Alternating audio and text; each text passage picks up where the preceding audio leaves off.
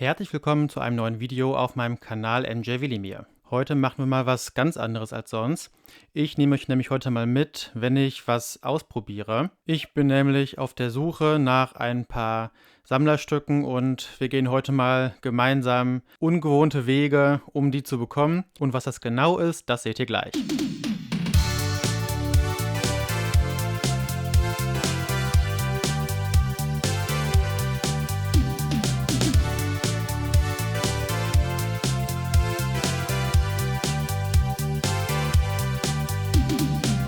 Ja, die Ausgangssituation ist die folgende.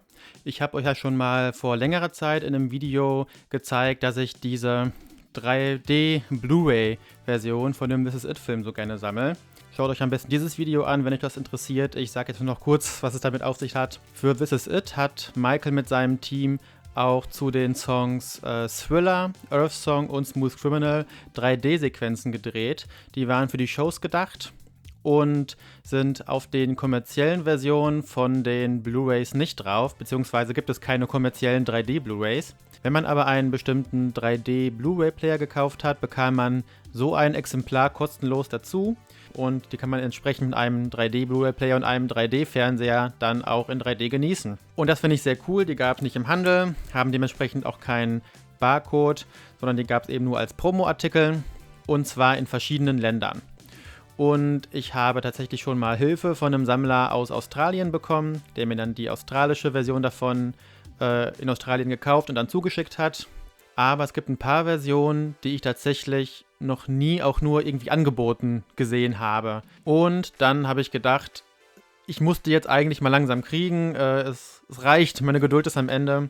Und ich wollte jetzt einfach mal gucken, ob es die nicht irgendwo anders zu kaufen gibt. Ich zeige euch das mal. Ich habe hier meinen Laptop dabei. Ich habe dann auf einer indonesischen Seite, nämlich tokopedia.com heißt die, tatsächlich eine 3D Blu-ray-Version gefunden, die ich noch nicht hatte, nämlich die asiatische davon. Die hat also hier unten so einen ganz charakteristischen grünen Kreis, wo irgendwas auf irgendeiner asiatischen Sprache, die ich nicht verstehe, draufsteht. Und hier ist die Rückseite. Hier kann man unter anderem dieses grüne Logo hier sehen. Das ist typisch für Thailand. Und hier oben, wenn man sich hier die Sprachen genau anguckt, das ist ein bisschen klein. Jetzt kann man es besser sehen. Sieht man hier auch an den Sprachen, dass es auf vereinfachten sowie traditionell Mandarin, Englisch, Koreanisch, Portugiesisch, Spanisch, Indonesisch, Thai, Japanisch und Französisch. Also tatsächlich eine Version, die wohl in verschiedenen asiatischen Ländern herausgekommen ist. Und ich habe mal ein bisschen gesucht und dann, wie gesagt, hier diese Seite gefunden, wo man das hier für 1500 indonesische Rupiah kaufen kann. Und das sind noch nicht mal 10 Euro. Insofern wäre das für mich halt ein Preis, den ich sofort dafür bezahlen würde.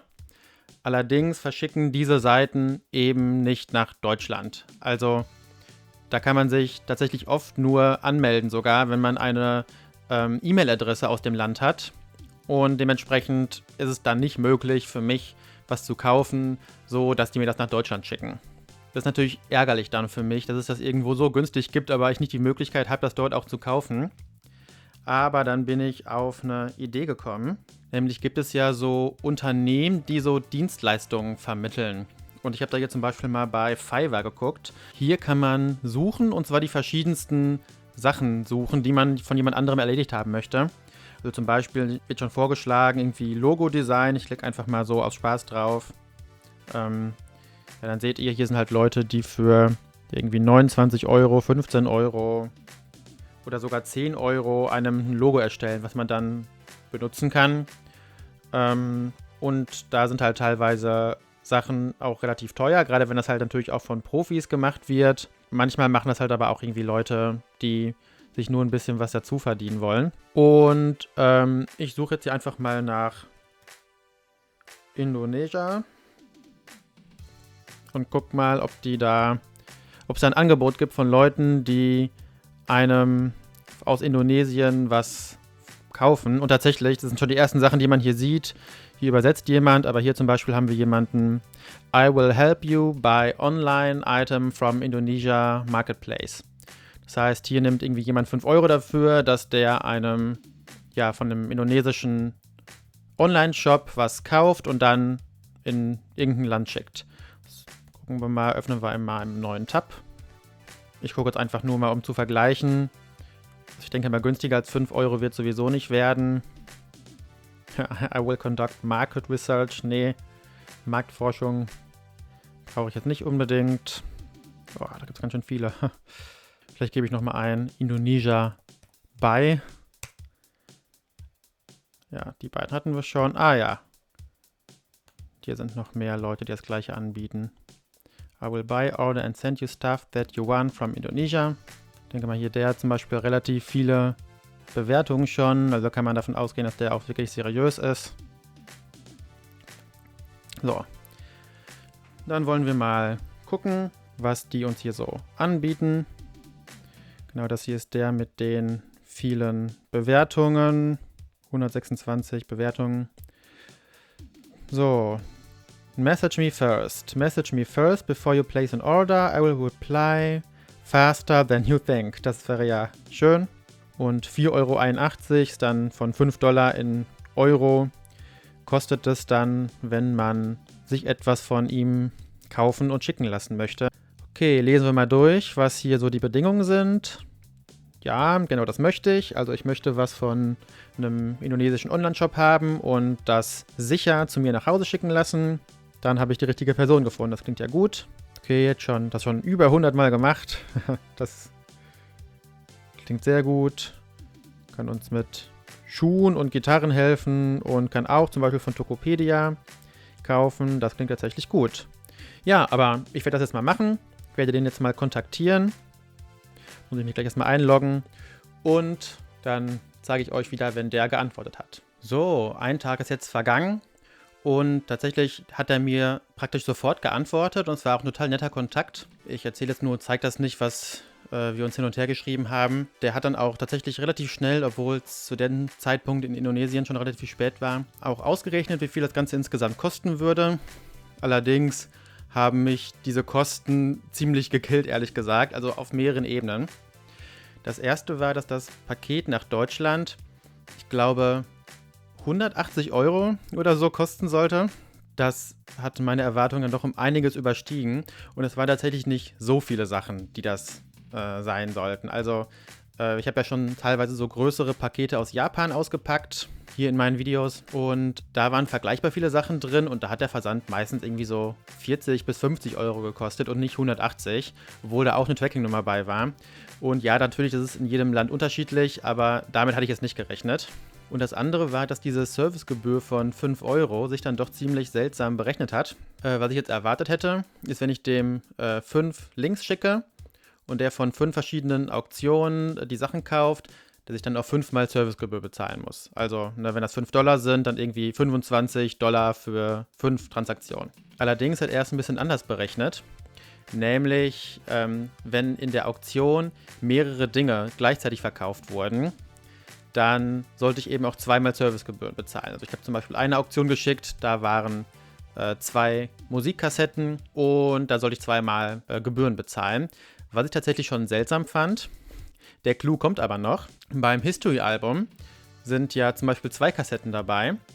Die hat er auch einzeln berechnet für die Servicegebühr. Und das dritte war, das Booklet von History hat hier auch nochmal als einzelnen Artikel gezählt. Und da sollte ich auch nochmal 5 Euro Servicegebühren für bezahlen. Und dann habe ich halt gesagt, dass ich das halt irgendwie unfair fand. Ich muss dazu sagen, der hat tatsächlich auch am Ende irgendwie ein paar Euro abgezogen und gesagt, ja, das ist ja irgendwie unsere erste gemeinsame Transaktion, da macht das ein bisschen günstiger, fand ich nett. Trotzdem war ich damit nicht einverstanden. Und wie gesagt, mit dem Versandpreis insgesamt schon gar nicht. Der war aber total nett.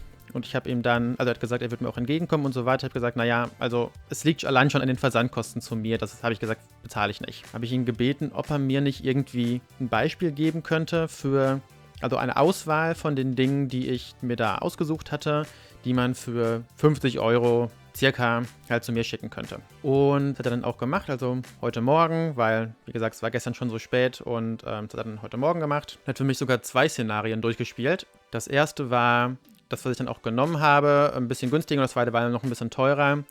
Und ich habe dann tatsächlich auch sogar nochmal was ausgetauscht und habe gesagt, ja, super, also die Sachen nehme ich dann, aber anstatt dem würde ich halt gerne was anderes nehmen. Und ich habe tatsächlich mehrmals halt noch gesagt, also irgendwie, wie viel würde es denn kosten, wenn ich nur diese Blu-ray-Disc nehme, weil an der bin ich am meisten interessiert. Und da hat er dann auch gesagt, ja, das würde halt irgendwie $50 Versand kosten und mit den 3 anderen Sachen, die ich noch bestellt habe, wird es dann 55 kosten. Und ich gesagt, na gut, dann mache ich das halt. Dementsprechend bin ich jetzt bei einem Preis insgesamt rausgekommen, der zwar schon sehr hoch ist, wo ich aber halt noch sagen kann, ja, das mache ich. Dann bekomme ich endlich meine Blu-ray-Disc und halt noch ein paar andere coole Sachen, die ich euch dann hier in diesem Video zeigen kann. So, und jetzt hat er halt, also haben wir das alles abgeschlossen. Ich habe bezahlt, ich habe dem meine Adresse geschickt und so weiter. Und als nächstes will der jetzt halt die Sachen kaufen von dem Tokopedia-Marktplatz und mir dann ein Update geben, wenn er die Sachen bekommen hat und verschickt hat. Und falls jetzt nichts Weltbewegendes dazwischen passiert, werdet ihr jetzt direkt sehen, wie ich das Paket empfange. So, das Paket ist da, tatsächlich. Wir haben heute den 26. Juli 2023 und hier ist das Paket. Witzigerweise, also das ist ja, glaube ich, so circa 3 Wochen her, dass ich diese Bestellung bei dem Menschen abgeschlossen hatte. Und es hat so circa eine Woche gedauert, vielleicht ein bisschen mehr, bis die Sachen bei dem angekommen waren. Dann hat das direkt verschickt. Dann hat es so circa eine Woche gedauert, bis das in Deutschland angekommen ist. Und dann hat es nochmal eine Woche gedauert, bis das durch den Zoll war. Und jetzt ist es aber tatsächlich da. Und ich bin ganz gespannt, wie die Sachen jetzt sind, ob die gut angekommen sind. Das will ich natürlich mal hoffen. Und werde das dann jetzt mal auspacken.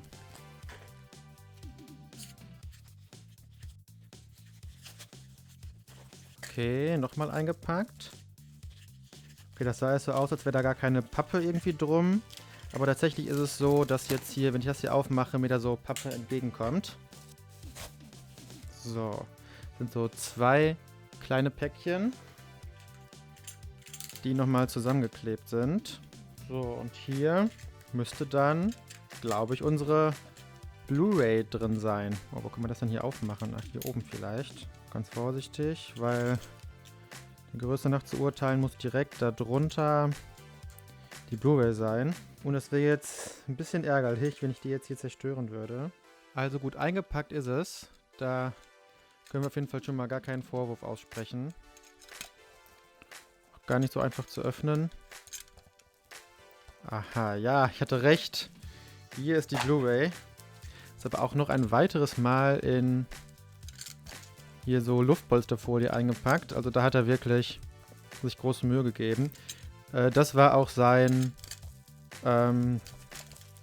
Argument, dass er, wenn man mehrere Sachen in einer Auktion hat, dass er dann auch mehrmals seine Servicegebühr erhebt, weil er sagt, dass er alle Sachen einzeln verpackt und da auch große Sorgfalt für verwendet.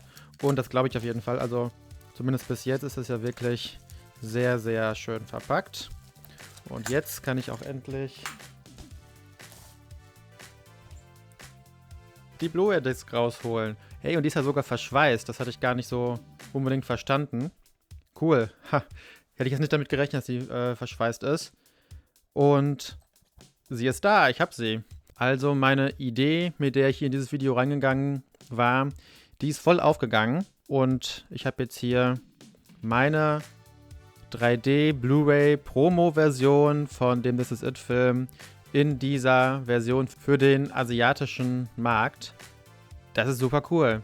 Also es hat wirklich geklappt. Das ist hier angekommen, auch gut angekommen und sogar verschweißt. Ja, das ist super. Also war auf jeden Fall schon ein Erfolg. Und dann können wir ja noch mal uns die anderen Sachen anschauen, die hier noch sind. Sind nämlich noch 3 kleinere Sachen dabei. So, eine Kassette. Gott, wie kriege ich die denn jetzt auf? Ah, hier vorne ist die. Ja.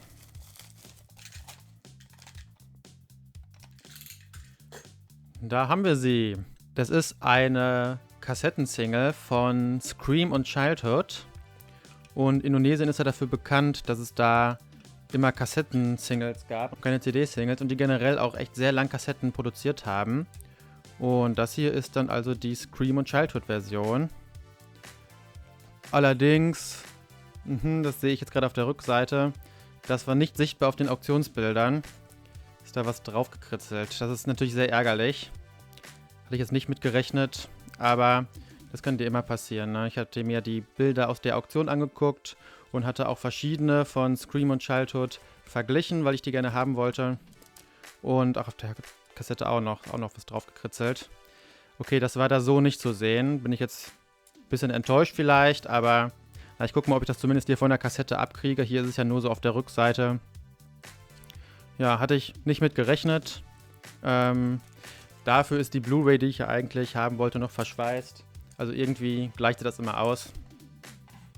Aber genau, diese indonesische Scream und Childhood Single, die ist tatsächlich jetzt auch nicht so wahnsinnig schwer zu finden, wenn man die jetzt hier suchen würde. Das heißt also, wir würden die dann vermutlich auch mit Versand aus Indonesien kriegen.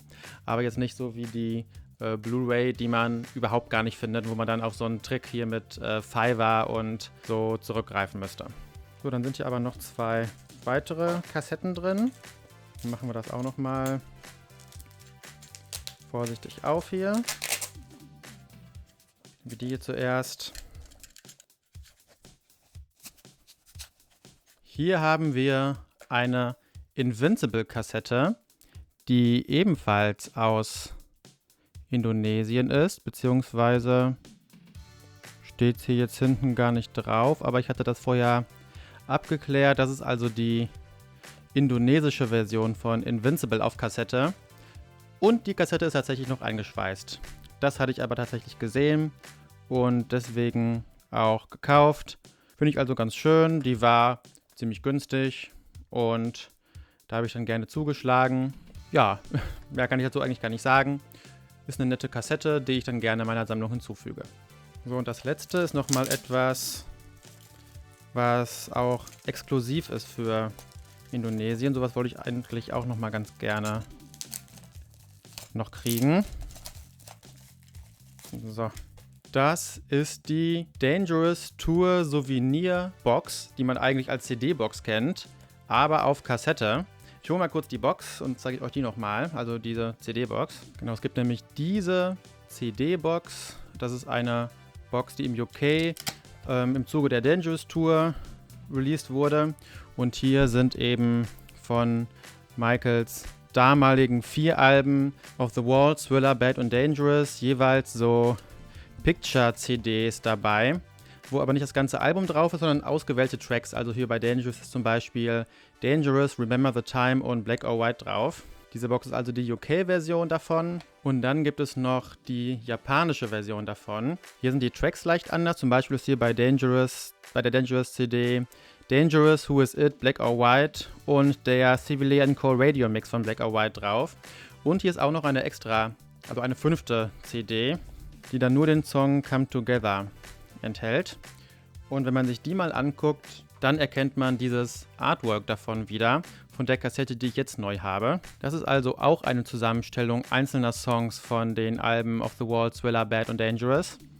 Ihr könnt hier einmal die Tracklist euch anschauen. Und die ist, wie gesagt, nur in Indonesien erschienen, beziehungsweise in Malaysia nochmal mit einem anderen Cover erschienen, aber das ist mal deutlich schwerer zu finden. Die hier ist nicht so schwer zu finden und war jetzt auch wirklich sehr günstig, sodass ich mir die dann noch ausgesucht habe, um mir die schicken zu lassen. Hier auf diesem Kassetten-Inlay sind nochmal einige Informationen und tatsächlich auch zu den einzelnen Alben nochmal Informationen. Finde ich sehr schön. Hat also insgesamt auch 17 Tracks, wenn ich das hier richtig sehe. Was ich ziemlich viel finde für so eine Compilation.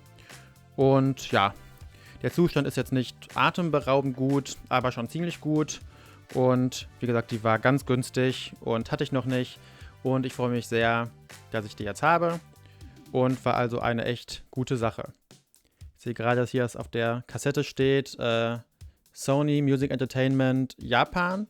Aber die ist nicht in Japan erschienen. Ist auf jeden Fall in Indonesien erschienen. Ja, also mein Vorhaben, das hat ja alles hingehauen. Ich habe meine This Is It Blu-ray bekommen, über die freue ich mich natürlich auch am meisten von den Dingen. Ja, die Frage ist, würde ich das nochmal machen? Würde ich das weiterempfehlen, das so zu machen wie in diesem Video? Also für mich war es ja jetzt auch das erste Mal, das so zu machen. Und ich kann sagen, es war irgendwie ein nettes Abenteuer. Also es war irgendwie schön, das zu fragen und dann da auf der Seite zu stöbern und mir Sachen auszusuchen. Es war schön, euch da mitzunehmen. Es war allerdings am Ende echt wirklich, wirklich teuer. Also gar nicht unbedingt die Servicegebühren von dem. Da finde ich halt $5 für so ein Produkt eigentlich völlig angemessen. Gerade wenn der sich halt wirklich viel Zeit nimmt, wie der es in meinem Fall auf jeden Fall getan hat. Diese Versandkosten sind einfach so wahnsinnig teuer. Also dass ich jetzt hier über 50 € für dieses Paket bezahlt habe. Und wenn man dann noch die Servicegebühr und Zollgebühren auch noch alles draufrechnet, ist das was ich auf keinen Fall zur Regel machen werde, sondern für wirklich ganz bestimmte Sachen, die ich ganz konkret suche, um vielleicht irgendein Set zu vervollständigen oder zu erweitern, etc. Da werde ich das vielleicht nochmal machen. Also ich kann mir vorstellen, zum Beispiel hier von dieser Serie, wo ich ja gesagt habe, die will ich einfach langsam mal voll bekommen, dass ich da nochmal sowas mache und da einfach in Kauf nehme, ein bisschen mehr Geld zu bezahlen, um da was zu bekommen. Aber es wird jetzt hier nicht nächste Woche noch so ein Video geben, wo ich das mache. Und ich werde es tatsächlich auch, wie gesagt, nur ganz, ganz selten in ganz besonderen Ausnahmefällen mal machen. Und das war's mit dem heutigen Video. Ich hoffe, ihr fandet es ein bisschen interessant. Ich habe ja viel geredet und dafür wenig Sachen gezeigt. Ich hoffe, das war nicht so schlimm für euch. Gebt mir gerne Feedback in den Kommentaren. Wenn ihr noch Fragen habt zu dem Thema, dann schreibt mir sehr gerne, zum Beispiel bei Instagram. Dann beantworte ich dann noch Sachen oder auch in den Kommentaren. Gebt meinem Video gerne einen Daumen hoch und abonniert meinen Kanal, falls ihr es noch nicht gemacht habt. Und bis zu meinem nächsten Video wünsche ich euch eine schöne Zeit und ich sage bis dann.